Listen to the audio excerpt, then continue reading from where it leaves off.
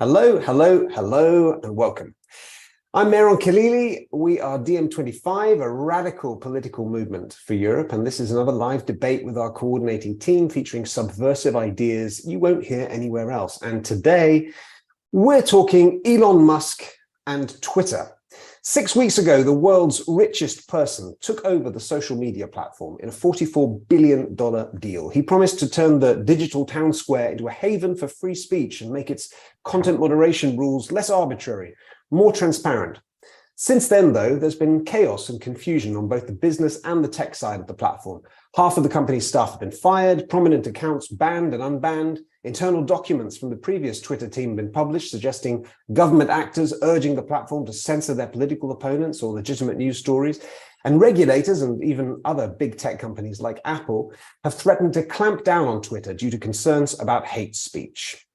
Now, some argue that these are just the platform's growing pains and that oligarchs who support open debate are preferable to those with opaque moderation or censorship policies. Others say that Musk's free speech commitment is actually hiding a right-wing agenda, or that he's just a mercurial billionaire with no grand plan at all. Still others argue that this debate over what's happening on the platform is missing the point, and that Musk is actually the latest member of a new ruling class, eager to turn us all into 21st century serfs using the power of cloud capital. So what's the truth? What should we be thinking about this 6 weeks after Musk's takeover of Twitter? Our panel investigates and debates, including Yanis Varoufakis, our own Yanis Varoufakis, and the rest of our team of activists and policy people, and you out there. If you've got thoughts, comments, questions, concerns, rants, opinions on this topic, then please put them into the YouTube chat and we will put them to our panel. Yanis, let's start with you. The floor is yours. Thanks, man. Okay, two basic narratives have been competing, neither of which is the one that I adopt regarding Elon Musk and Twitter. The first narrative is that Mehran already said it, but I will repeat it once again, much more slowly than Mehran did, a more leisurely retake on what we've already heard. He's a spoiled brat. He's a tech billionaire. Like all powerful, testosterone-full young men or youngish men who suddenly found themselves in a position of ultra power. He wants to control what we think in the same way that Rupert Murdoch, when he inherited a few newspapers from his dad, or Citizen Kane in the famous movie by Orson Welles, a fictional character based on a real character, that, you know, power breeds a tendency, a propensity to dominate the debate, the conversation, to force people to think what you're thinking. Brainwashing. That's one narrative. The other narrative is that this is another business opportunity for him. He spent 44 billion purchasing it, and he's yet another big tech operator trying to make a mint out of a very risky investment. So he walked into Twitter, he fired half of the personnel to reduce costs, which is what, you know, every takeover for the last 30 years has been based on. The idea that you boost the share price and the capacity to financialize your investment by firing people and steamrolling over the personnel that you inherit after such a purchase. Then there is the inevitable debate about free speech. Now, I get bored by all these contributions. I don't think any of them hit the nail on the head. While each one of them has an element of truth, yes, he's a brat. It's clear that Elon Musk is a brat. Well, at the same time, he's a lot more than that. He's somebody who created SpaceX from nothing. He's somebody who has been, according to people that I trust and know and who know this business, he's an engineering genius, whatever his detractors may say. there is an element of truth about his libertarian propensity and the fact that he wants, you know, to let people speak freely without thinking of what that means in terms of hate speech. All that is the small truths that are contributing to nothing much of a broad picture. I think what is far more interesting to discuss is the manner in which the purchase of Twitter was the last purchase somebody like Elon Musk would make, the last thing that was available at the marketplace for billionaires, of course, that would allow him to enter a very special group, a tiny group of big tech owners, of key owners of what Meron referred to. This is a term that I've coined, cloud capital. Allow me to say a few more things about this. But before I do, and let me continue with the preface. We know that Twitter and Facebook, in particular, have been highly censorious. Here, for instance, in Greece, I know the building in which the moderators of Facebook and of Twitter are deciding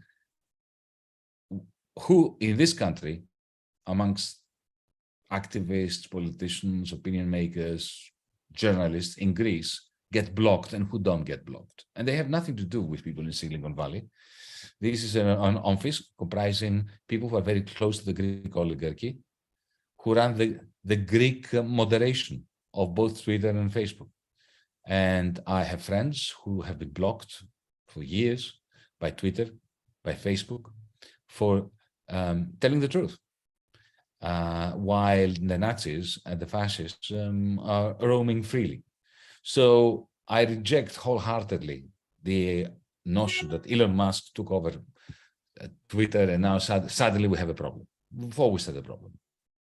You know, concentrated corporate power when it comes to opinion making and behavior modifying big tech algorithms, that has always been a problem.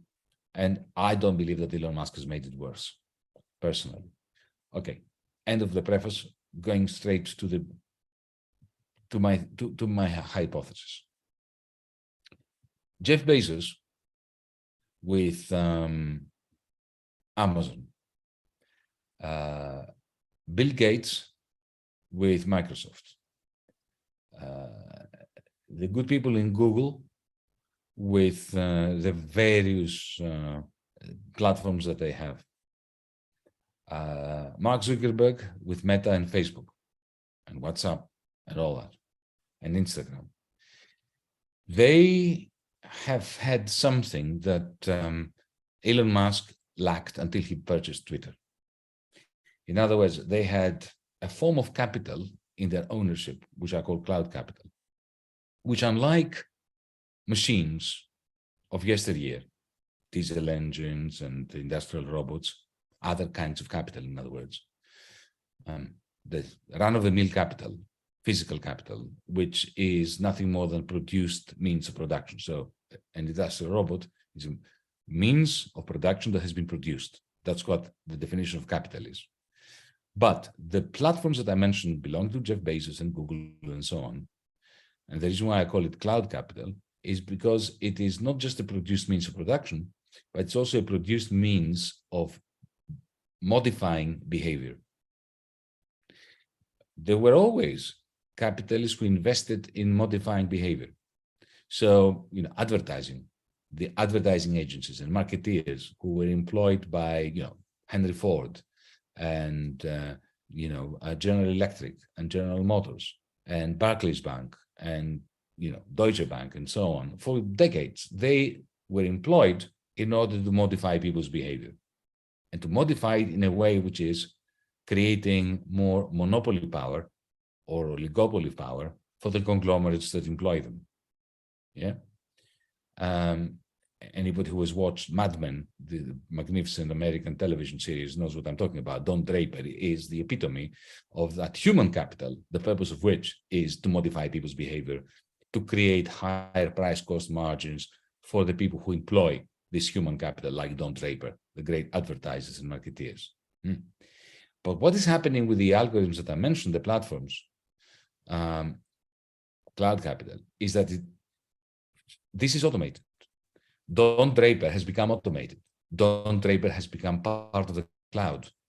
So cloud capital is a produced means of behavior modification, not a human that is hired as a salaried worker to modify behavior. So suddenly you've got this machine learning and reinforcement learning version of Don Draper, of the advertiser, who's incorporated in the same algorithm and the same infrastructure, which takes the form of optic fiber, of cell phone towers, and so on, together with the algorithm, the purpose of which is to modify our behaviors so that we can buy what the owner of that cloud capital wants, and also so that we actually do work, unpaid, unwaged labor, writing reports and posting photographs and videos and so on, that replenish cloud capital itself directly, not through the exploitation of wage labor. The only person who didn't have any of that was the richest man on earth, Elon Musk. He had Tesla. Tesla, very, very successful company, very high tech. It uses the cloud itself. So every time, when Tesla cars move about, they upload automatically to the cloud location data about, conversations that people have within the car. So this is it's part of cloud capital, but it has no capacity to modify behavior, because Tesla does not have the Alexas, the Siris, the various mechanisms that all the other big tech companies had. SpaceX, fantastically important. It litters space with thousands of satellites that are part of the cloud. But again, SpaceX did not give Elon Musk an opportunity to use this cloud capital as a automated, capitalized behavior modification instrument. The only platform which was up for sale and which Elon Musk could claim, could purchase, that would give him that capacity was Twitter.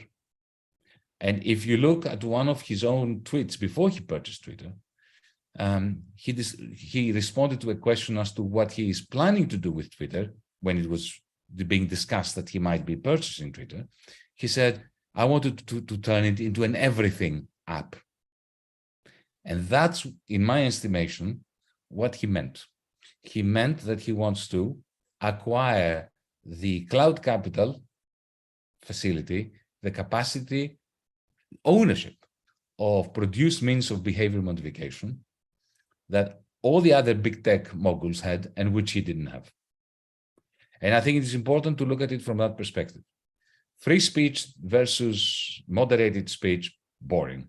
There's never been free speech. There's never been properly moderated speech. Hate speech is all over, has always been part of big tech. There is no way you can have the right balance between free speech and avoidance of hate speech as long as you've got so much concentrated corporate big tech power, whoever it happens to be the owner, Elon Musk or somebody else. For me, the major question is this. Do we understand that once we have cloud capital taking over as the main form of capital from the rest of capital, and the owners of cloud capital have exorbitant power even compared to capitalists? Do we understand that as we're shifting into a society ruled by cloud capital, that there is no government, no regulation, no intervention that politics can affect, which is going to create a semblance of civilization and a semblance of democracy? Do we understand that? I think that most people don't understand it. People still think that it is possible to regulate cloud capital. I don't think it is possible to regulate cloud capital. Either we take it over as society and we socialize cloud capital, or we end up in a situation where it's either Elon or somebody else who's going to be doing whatever it is that they're doing, and the rest of us are going to be indulging and engaging and being consumed by pointless, boring conversations. Thanks, Marilyn. Thanks, Yanis. Judith Meyer.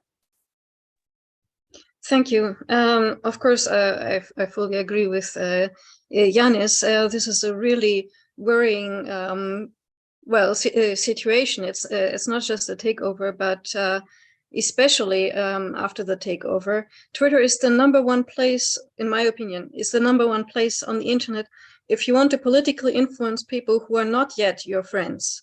On Facebook, you're basically just interacting with friends and broader friends, and same on other platforms which give you even less of an audience. Twitter is where you're going if you want to start a political movement, or where a political movement might start by itself. If a father writes about the horrible conditions that his child just experienced in some hospital, this is where such voices get amplified. And that is why we should care very much about who owns it. Now, in this case, it's not just Elon Musk buying Twitter.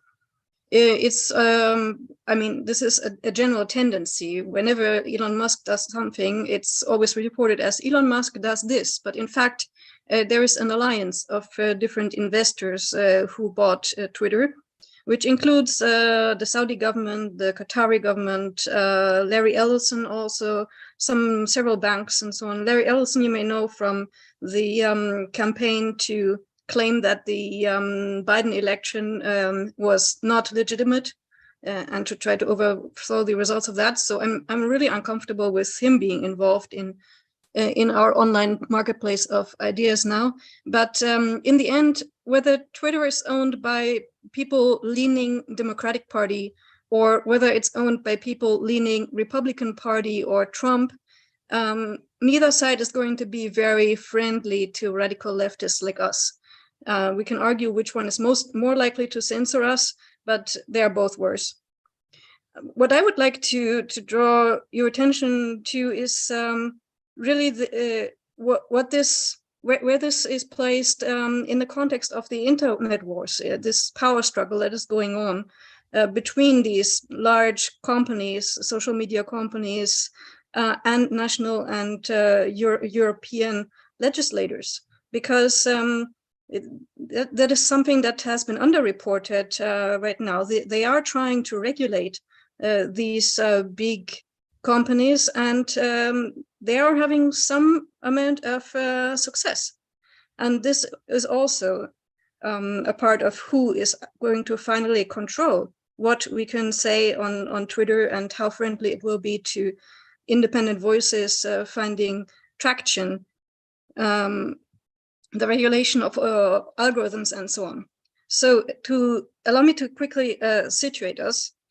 So let's say that, let's take the least controversial case that is of clearly criminal material, like child sexual abuse material. Let's say this kind of material is found on your computer, or your magazine prints this before the internet. So independent of who placed this material in your home or which author contributed it to your magazine, you go to prison. You're liable, your magazine is liable, and the same rule was initially applied to the early internet.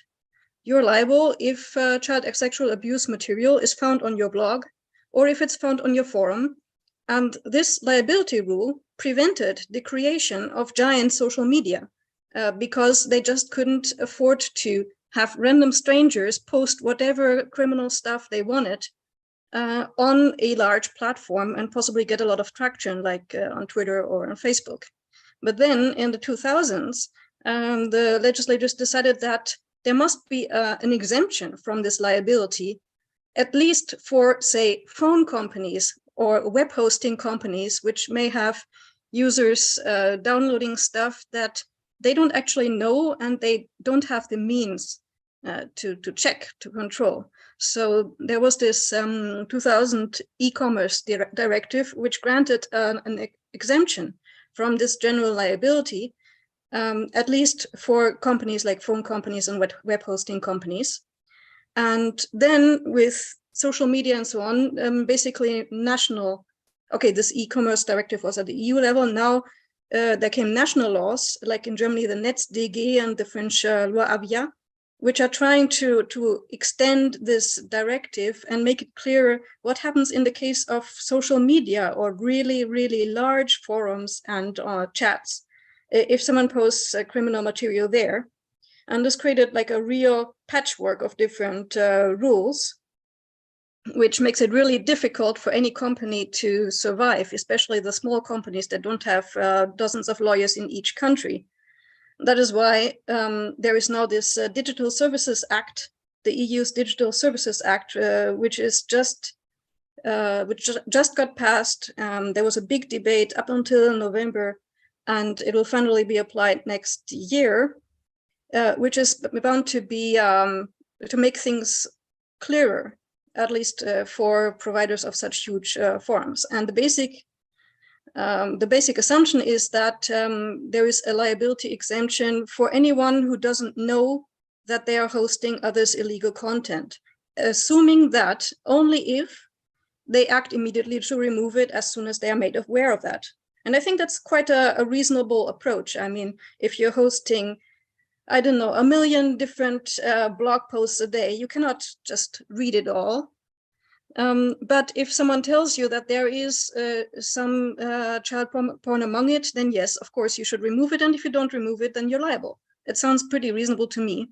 In addition, the Digital Services Act also grants greater user rights. There are no more upload filters. There is a ban on general content monitoring. The platforms have to explain to users why they remove content. Also, there's a greater power for the national parliaments, for example, national parliaments and even independent researchers from academia, civil society are now allowed to check the algorithms, to see how they work, to see the code, to see the data, so that it is possible to possibly get some access and see who is really running our digital spaces and how. Also transparency on advertising, limits on advertising, and something that's also important, most of the rules only apply to platforms with more than 45 million users in the EU. This protects mom and pop sites, like if you're running a forum for your local golf club, then you're not going to have all these reporting duties and disclosing whatever.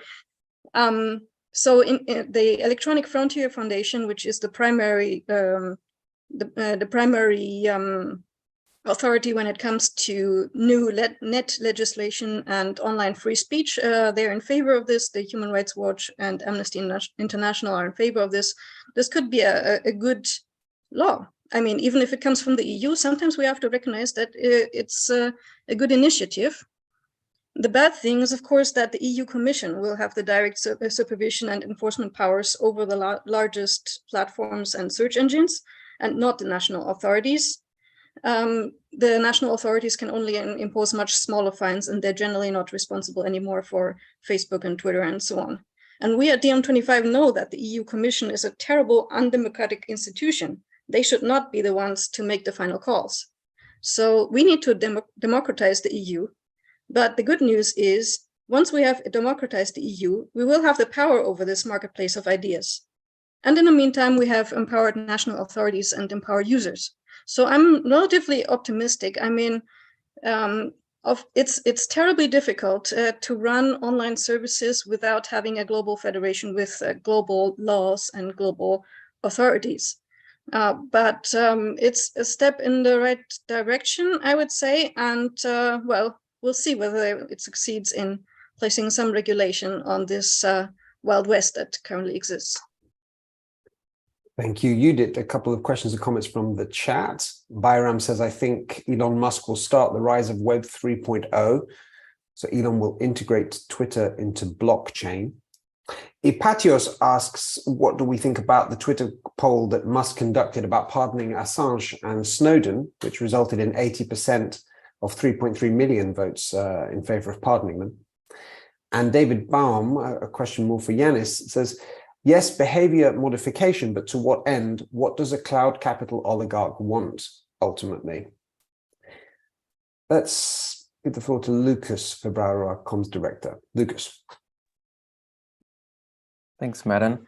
I will sidestep a bit the question of free speech versus content moderation, because I think other people here will have more interesting things to say on that in particular, and try to go back to the main question in the title of this video, which is what does Elon Musk want with Twitter to begin with, and whether he even has anything to do with any of that.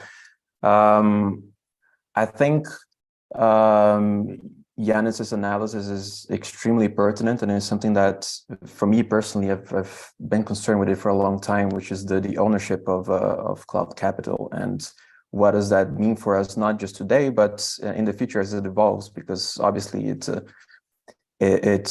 technology based and it advances at sometimes a frightening pace, which is why when we had these discussions in the past, I've always been for not ignoring, for example, the metaverse, even though, you know, the early days of the metaverse have been extremely rocky, not to disregard it and assume that it's going to fail, because if we do, the consequences could be terrible, essentially. So I think we need to assume that it is not going to fail, and if it doesn't fail, what is it that we do? What are the paths that we have towards making it public, making it social, and making sure that Mark Zuckerberg is not going to be the sole owner of this potentially very important space far into the future. To turn to Musk specifically, I find him a really fascinating character. If you look at his biography, of course, his story is not one of rags to riches. He comes from South Africa. His father is a successful South African businessman with ties with the apartheid regime. He owns a mine in Zambia, I believe. And Elon, when he was young, he emigrated, I believe, to Canada first and into the US. He will tell you that he founded Tesla, but he didn't. He purchased a stake in it and eventually pushed out the original founders.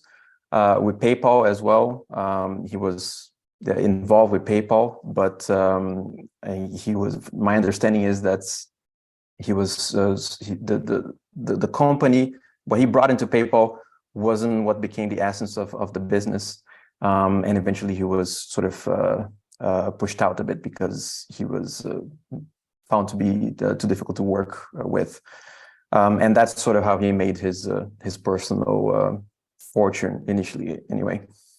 And from there it has grown quite a bit. Of course, now he's the richest man on earth, and you know, I don't think he's a complete buffoon, but there's also this side of him that is really difficult to pin down, in the sense of what is the rationale behind some of the things that he does, if there is any.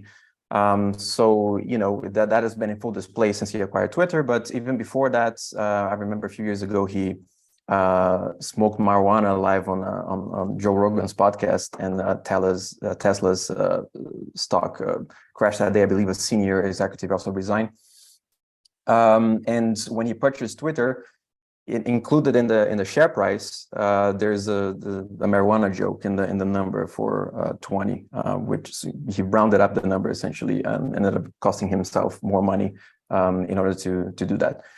And of course, as you mentioned in the intro, Madden, and as everybody really knows because it's been all over the headlines, since he acquired Twitter, it's been really chaotic. He downsized the staff severely, and this is the key of what I wanted to actually finish this with a question. Part of like consequence of what the chaos that he created was that advertisers fled the platform. They might be slowly coming back, but there's been a huge flight of advertisers from Twitter. And this is where I have this question that I don't know, maybe Yanis could answer it, not necessarily now, but further on into our discussion when he comes back in, with this, which is how do we reconcile Musk, if we assume that his plan is to acquire the only source of cloud capital that was available to him, which I think makes a lot of sense rationally. How do we reconcile this with how the past few weeks have been since he acquired Twitter, and the fact that the actions that he has taken have actually driven away some of the source of the profits of of what makes it attractive to own this cloud capital, to begin with. This is sort of what I kind of have a difficulty in sort of joining the two dots in my mind. Thanks, Lucas. Yanis, can I bring you back in to respond to him? Yeah, sure. Lucas, he doesn't care about the advertising revenues of Twitter. They were not that great to begin with, and he bought Twitter because he rejects the model based on advertising. He doesn't mind advertising revenue, but that's not the point. The idea of cloud capital, I mean, if you think about it, and this is also an answer to the question that came from the chat. I mentioned, I refer to cloud capital as produced means of behavior modification. And somebody said, okay, to what end? Why does the cloud capitalist or cloudalist want to modify behavior? Well, for two reasons. Firstly, because they want to make us buy stuff from them. Okay, that's obvious, isn't it? That's what Amazon does. This is what Facebook does. This is what Google does. Twitter has never been very successful in that. That's why that advertising revenues have been so low. This is why Musk wants to turn Twitter into a subscription service by pushing for verified status and as a product where you pay €8 for that. It's not so much the money that he's going to get from the membership fees, from the subscription. It is the fact that you will be identified. He will kick out, or he was not going to be. He doesn't care about bots and anonymous ones. He wants you to, in the same way that when you go into Amazon.com and you get an Amazon Prime account, you give your credit card. The system knows, the algorithm knows who you are. Exactly who you are. You're completely eponymous. You're as eponymous as you would be in the Chinese big tech, where the state insists that people register with their ID cards and passports and so on. So this is what he wants. He wants Twitter to become the equivalent of Amazon, somewhere where you express opinions, and at the same time you use it in order to convey not just opinions and views, but also products, and also reports on products. He wants to integrate the square, as he called it, the village square or the town square, with the market. And if he loses advertisers today, doesn't care. This is not his issue, right? But since I have the floor, Lucas and comrades, I think it's a huge mistake to question the engineering brilliance of Elon Musk. Yes, he had some money from his dad. He started 3 major companies with $150 million. I don't have $150 million. You don't have $150 million, but I can tell you, if I gave you $150 million, or if I had $150 million, I would not be able to take Tesla from where it was when he started with it, and SpaceX, right, and Neuralink, and the Boring Company, and all that, and make them what they are. Because let's face it, he's managed to do something that NASA has never succeeded in doing. And this is his own engineering brilliance. Of course, he's got brilliant engineers with him. But I have it on good authority that the engineering solutions that Elon Musk personally came up with at 3 o'clock in the morning were the ones that gave magnificent value to those companies. Let's not underestimate the man. Yes, he has been erratic. He made that statement back a few years ago that he was going to take Tesla private. Remember that he had the funding to buy all the Tesla shares to take it out of the stock exchange. The result, in the end, he didn't manage to do it. And the Securities Exchange Commission in the United States slapped him with a huge fine and forced him not to be chairman of the board anymore. So he's done like that. He's erratic and he's a problem child, but at the same time he's absolutely brilliant. Tesla, hundreds of thousands of business people imagined, or envisioned an electric car company. He actually made it work, and it was not the people that he inherited when he purchased Tesla. It was his own fantastic, brilliant idea of incorporating the battery and the chassis. Nobody had thought of that before. It's like the Columbus egg. Yeah, once we know it, it's really very straightforward to imagine thinking of that innovative idea, but nobody had thought of it until he did.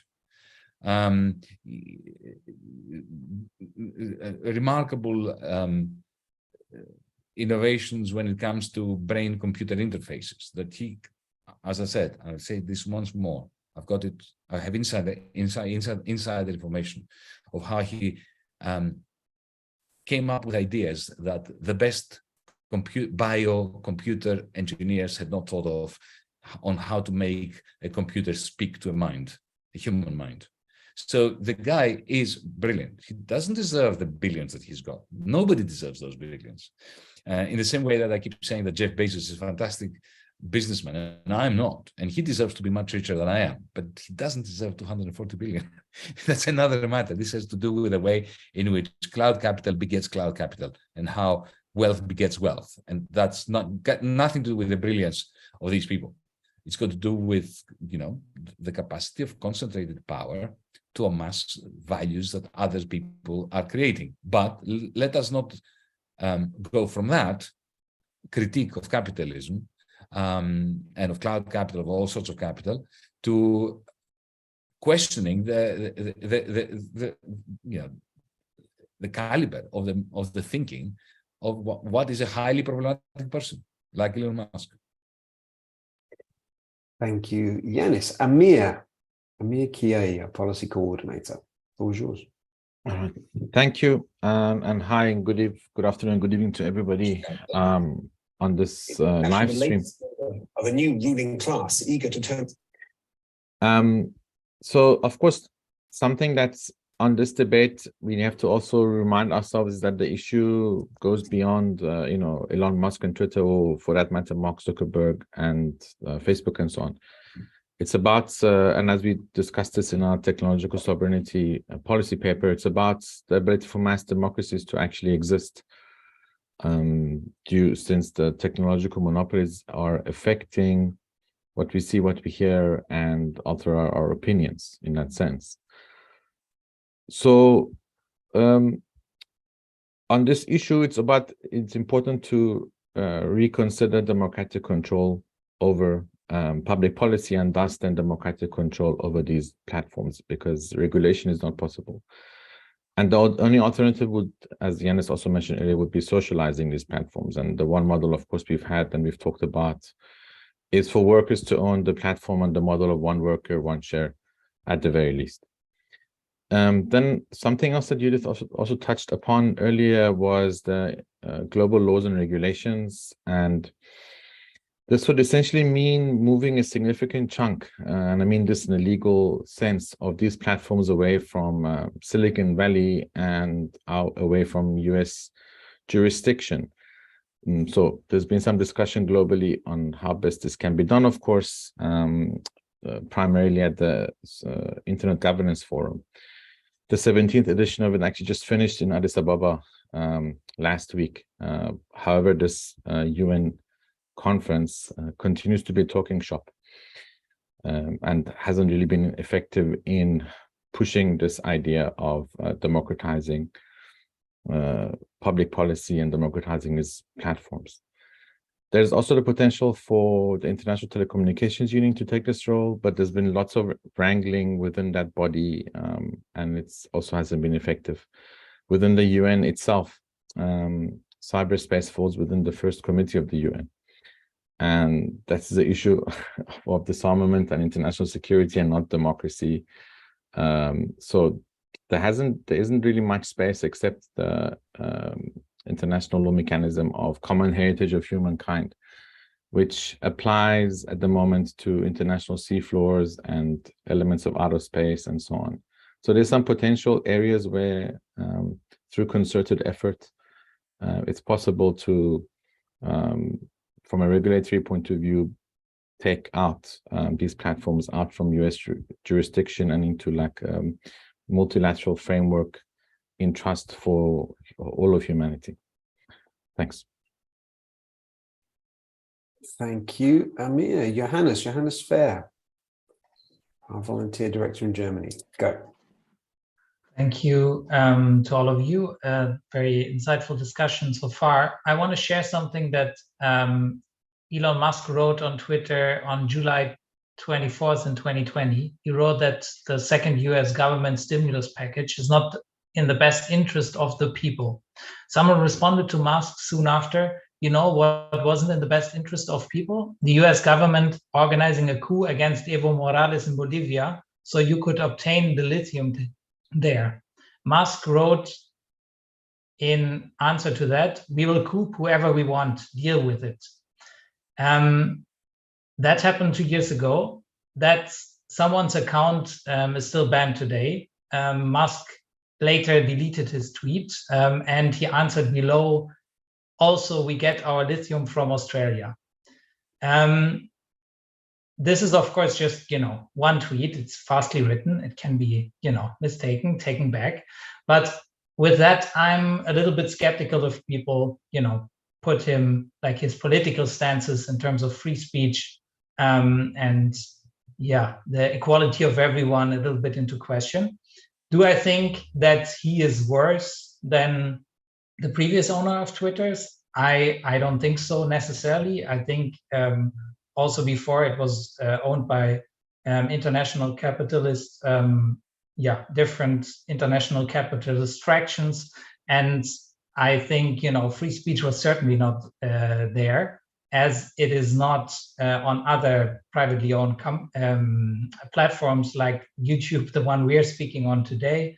And I think in the end, it is about ownership to the means of communication. Others have mentioned it already, so I don't need to repeat much. So that, we have to work on actually taking over the platforms with the end goal of possibly them not being owned by anyone. So by all of us, and therefore not by anyone. I think that should be the goal. I think it is also interesting to look into alternatives, to experiment with decentralized platforms, although like Mastodon is one, but I think we cannot shy away from also being on the big platforms, fighting for our right to have communication here, as we are doing today on YouTube.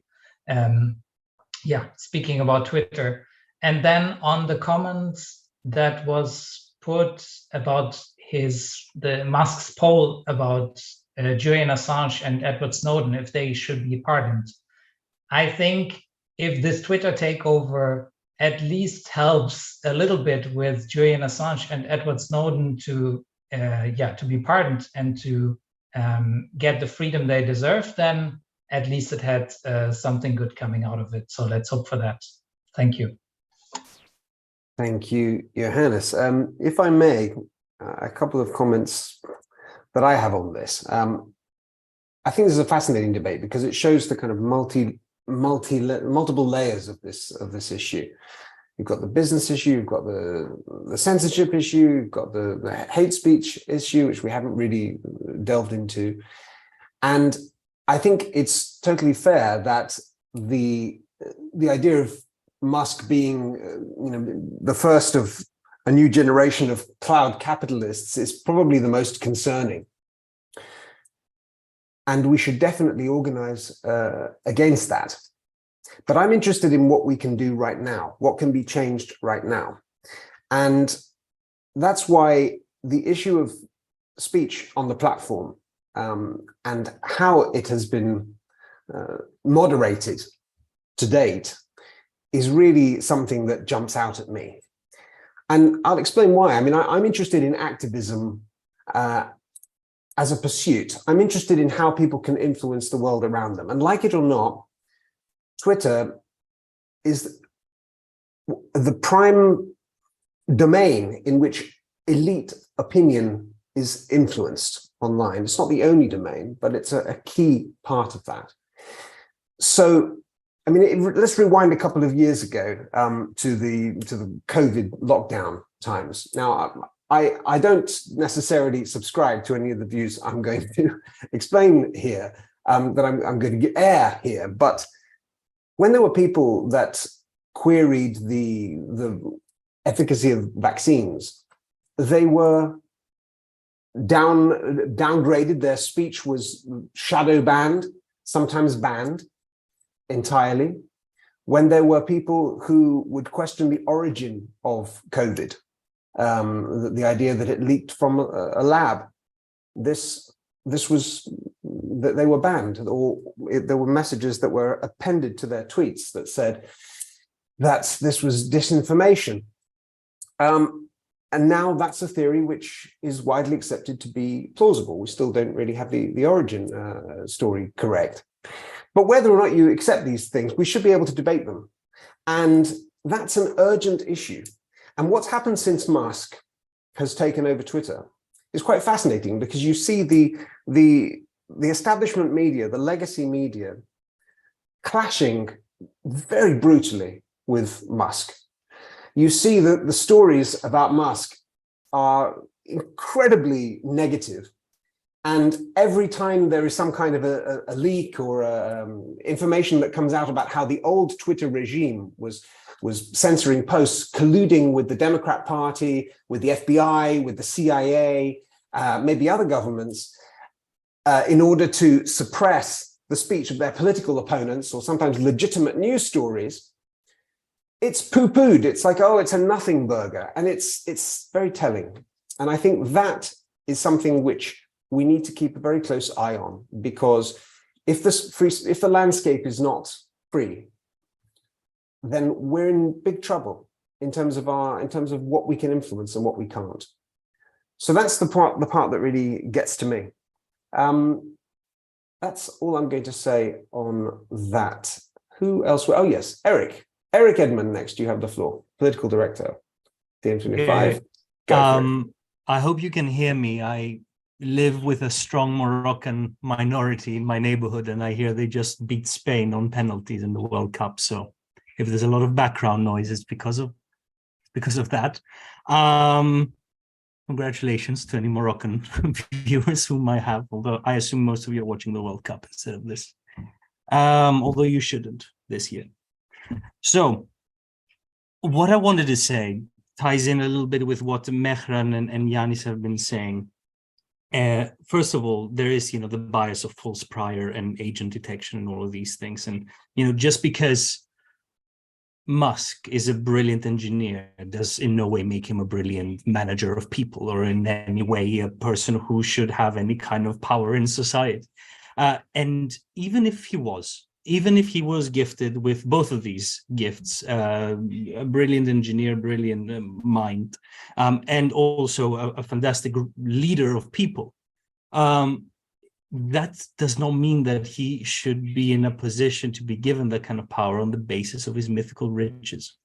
So the story, one of the stories here, and one of the issues that we have when we try and push back against this bias against Elon Musk, which I agree exists and is problematic, and leads a lot of people to think that, somehow Twitter before Musk was some kind of liberal utopia, which in no way was. It was in no way. At the same time, that does not mean that we should paint a hagiography of Elon Musk, which is what a lot of people do. They go too far in the other direction.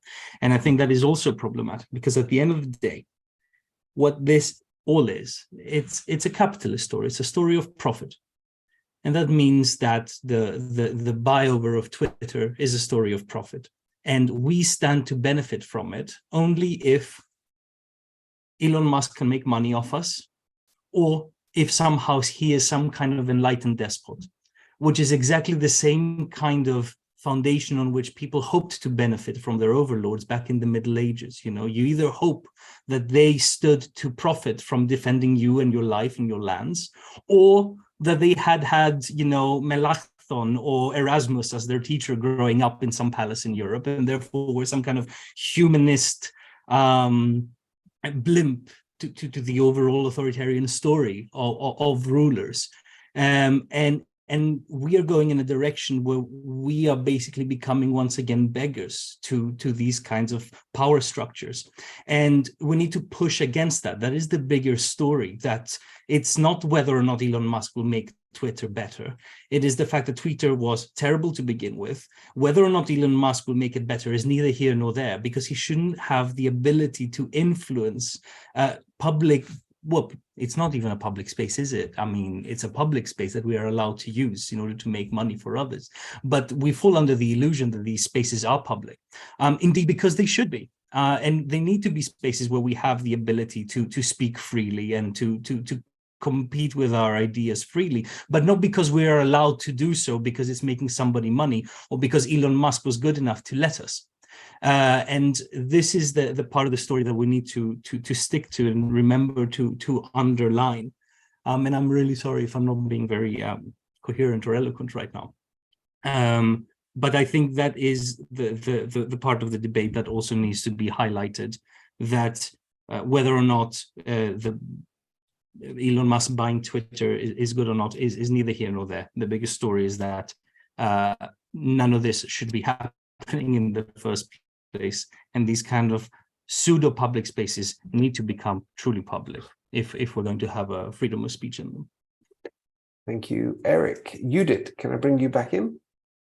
Since we just mentioned the issue of freedom of speech, it's a very tricky topic when you start thinking about it, given the difference between national hate speech legislation. I mean, obviously, when it comes to really criminal acts, like offering to assassinate people, I think basically every country in the world can agree to remove such content. But let's say inciting a riot against the government, or using Nazi slogans. Using Nazi slogans is illegal in Germany, but not in many other countries. Then there is insulting the Prophet in a lot of Muslim countries is illegal. So what is Twitter going to do? Is going to ban all the obvious stuff, ban Nazi content, ban insulting the Prophet. Then if America gets a radical Christian theocratic government, which is a possibility, they will suddenly have to remove all the Muslim content and add Christian ones, which may be banned in Egypt, but not banned in America. And suddenly you get these national versions of Twitter in the best case. I really don't think, and of course, you may say, okay, Twitter is an American company, they don't have to do it, but that is what I tried to highlight with my rant earlier about liability. Liability laws means that if someone is publishing a newspaper in your country and they're breaking the law, or one of their authors is breaking the law, then that newspaper can be held liable for that. And the same applies to social media companies. And that is also how European countries have gotten a lot of money from Facebook, Twitter, and so on, and have forced them to comply with national laws, including programming extra features just for Germany, and so on and so on. So I'm really worried that we're going to have this national silos of Twitter will be completely different based on national laws. But even that is still a better outcome, in my opinion, than having a Twitter that is only run according to the ideals of the Republican Party in America. And that worldwide, because it's not going to be a nice place. Ideally, we would have a global consensus of what kind of content should be moderated and what shouldn't, but that is a long way off. And in the meantime, we only have these imperfect solutions. Thank you. You did. Andreas Wu, our web editor, the floor is yours. Thanks, man. I just wanted to make a brief point more about media freedom and freedom of speech and how it's altered so drastically. I'd say particularly since the rise of Trump, since he announced his candidacy back in 2015, and it's almost become normalized to have a certain type of censorship as long as it fits in with certain goals. I'm under no illusion that Elon Musk is this savior, but I do believe he is a necessary antidote to the wide-sweeping ideological censorship that's taken place in the last 7 years or so. And it's been normalized by social media platforms, mainstream media outlets, and it's always got a pleasant sounding justification, but it's made us kind of lose sight of very important principles such as free speech. And yeah, I find it quite ironic, if not humorous, that this sudden panic has been unleashed now, particularly from the left, about how misinformation will now flourish and hate speech will flourish now that Musk has taken over, when very few were really talking about the core principle of freedom of speech. Because I think his purchase of Twitter arrives as sort of wake-up call, a day of reckoning, at least, for a large portion of the online population that kind of lost sight of this value in place of short-term gains. I mean, let's say those who are very against, the likes of Trump or anyone who kind of has similar views. I still think there should be the battle of information, and humans should be at least classed, at least mature enough to be able to solve those issues through discussion, rather than someone who clearly, like these platforms, who are invested in to the tune of millions, if not billions, by very powerful people to tell them what's right or wrong. And the value of free speech was one typically associated with the traditional left, but social media has tribalized, almost fueled a lot of tribal behavior, particularly amid this like post-Trump hysteria. And it's created a very different left where principles are no longer fundamental, and as long as our side is winning, kind of, it's justifiable. But then there's very dangerous narratives that have taken place on social media that have been, in favor of the establishment, and therefore they've just brushed past, like Russiagate, the idea that Russia helped Trump get elected. That was something that was allowed to be said for years. Algorithms of Google, Facebook, and Twitter changed on the so-called fact that Russia had helped Trump win the election. And even when that was disproven in the Supreme Court, those algorithms stayed the same to benefit mainstream outlets. So it's not about left versus right or Trump versus someone else. It's about the value of free speech, because these things can be corrupted in any way the establishment wants at any point in the future off some kind of scary sounding boogeyman. So I think it's a good wake up call for the left that kind of lost sight of principles, because it could come back to haunt you. Thank you, Andreas. We're just going past the top of the hour. Some very quick comments from the chat. Adam B says, if Twitter is truly the public square, it must be owned by the people in it. Teen Jansen says, did he, Musk, not just buy Twitter to be able to influence the price of his shares without getting interrupted?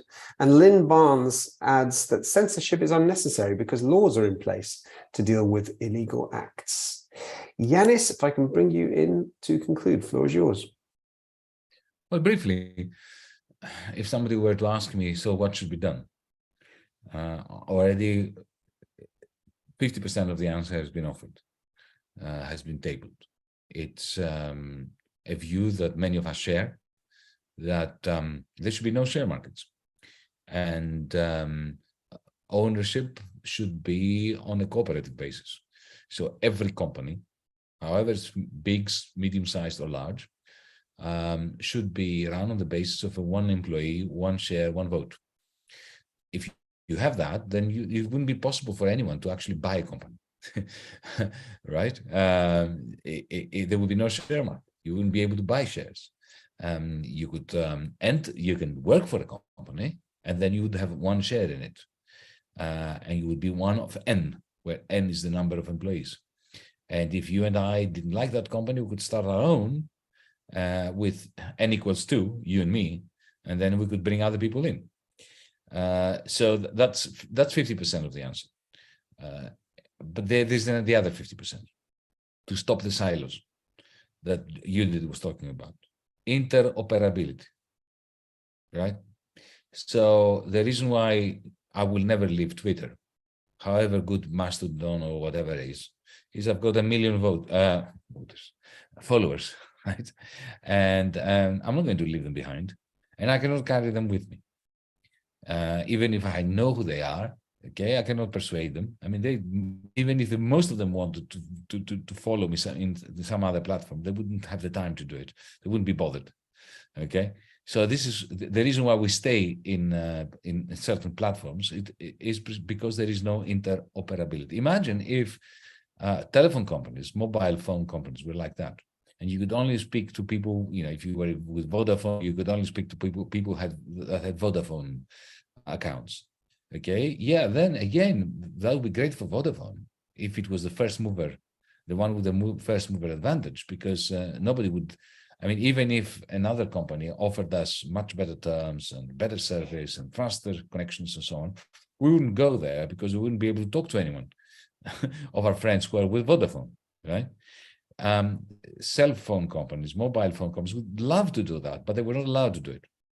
They were forced to operate on the basis of interoperability. Similarly with the European Union, one of the good things that the European Union has done is forced companies to offer free roaming across the European Union. So there are no national silos anymore. You know, I can call Judith in Berlin from my Greek operator, and I'm not going to pay more than I would pay if I were to call Danai here in Athens. So the combination of one share, one vote, and interoperability, forced interoperability, would deal with the problem. But of course, this would require a revolution. Yeah, and this is why we need a political movement. One last thing. This is my personal view. I know it's not the view of DiEM25. Nobody should take what I'm going to say now as the view of DiEM25. I warn you. Right? I'm hopelessly relaxed on hate speech. I don't mind hate speech. I'm all in favor of it. If people want, yeah, I receive a lot of hate speech through Twitter every day.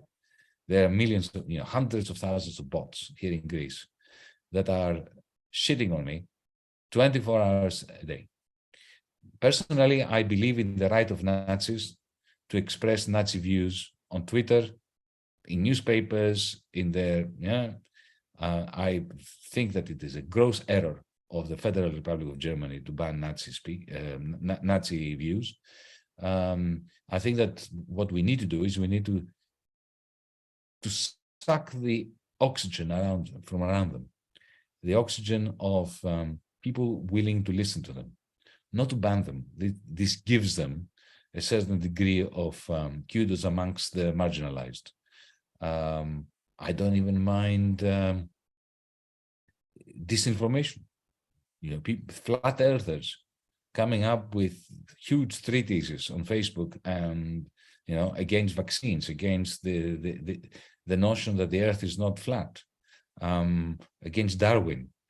But that's my view. I understand there are legitimate arguments against this. But for me, I wouldn't waste 1 ounce of my energy trying to censor anyone. Thank you, Yanis. Great. Well, that concludes our chat tonight. I really appreciate how we've tackled this debate from many different angles. And if you would like to be part of DiEM25 and to get stuck in on campaigning on these issues, there's one address. It's diem25.org/join. And in a few seconds, you can be a member. So thank you again to my panel. Thank you to you guys out there for your comments and questions. And the chat is still going strong right now as I'm speaking. And we will see you again at the same time